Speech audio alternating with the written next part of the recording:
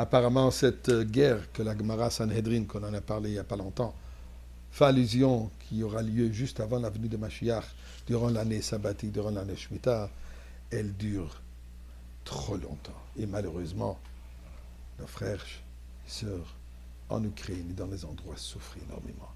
Disons un chapitre de Tehillim ensemble, le chapitre 120. Shir Amal es Adonai Batzora Selikos Evayan Neni. Adonai Atil Nafshi Mitzvah Shekem Loshen Remi Yom Mayitelach Mayitelachom Mayosef Lach Loshen Remi Yechit Segibur Shenem Gach Leresamim O Yoli Kigati Mesher Shchantim Olekedor Rabas Shochlo No Nafshi Mitzvah Nisholom Ani Sholom V'chayadabir Heimo La Milchama. Un peu de tzedaka, certainement ça, ceci va aider et aide nos chers frères et sœurs dans le monde entier, là où ils ont besoin de l'aide.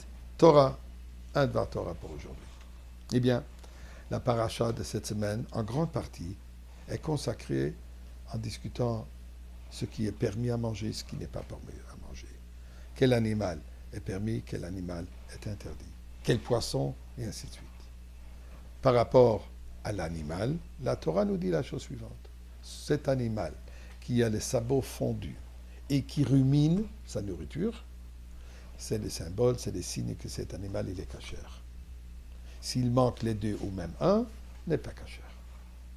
Poisson, pour que le poisson soit cachère, il a besoin des écailles et les nageoires. Manque, cela n'est pas cachère. Eh bien, je voudrais partager avec vous aujourd'hui un médrash fascinant par rapport à l'animal et le poisson.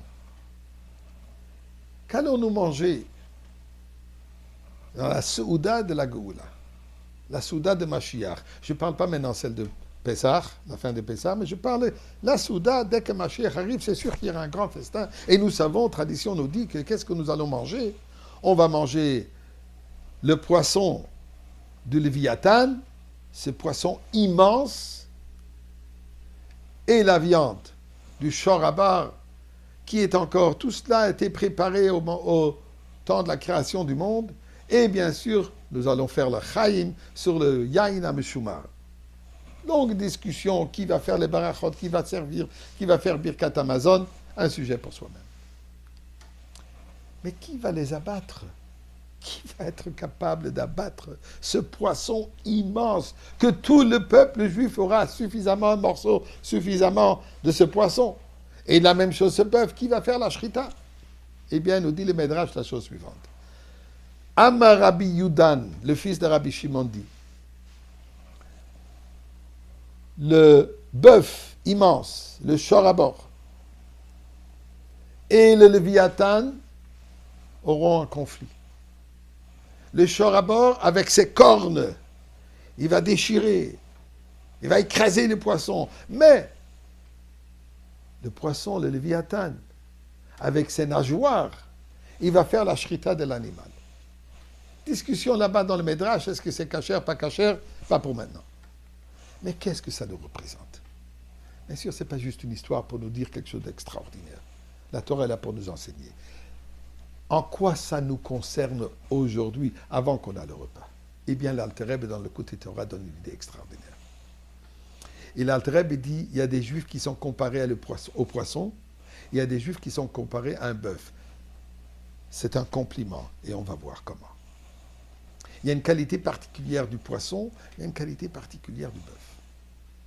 La qualité particulière du poisson est que le poisson est capable de nager d'une vitesse extraordinaire d'un endroit et atteindre un autre endroit d'une manière très très vite. Le bœuf, il prend son temps. Chaque étape, chaque pas est mesuré jusqu'à qu'il avance. Il y a des juifs, il y a des personnes qui sont facilement inspirées.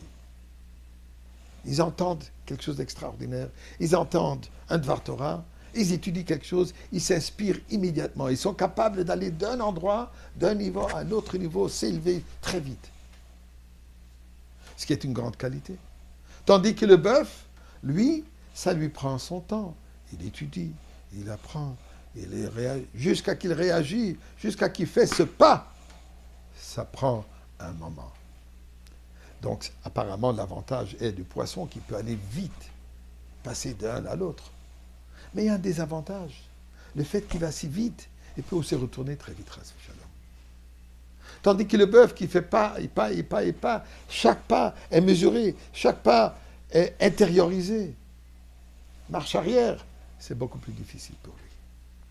Eh bien, c'est ça ce que le Chachamim nous enseigne. Il y a des juifs qui sont des poissons, qui ont des grandes qualités.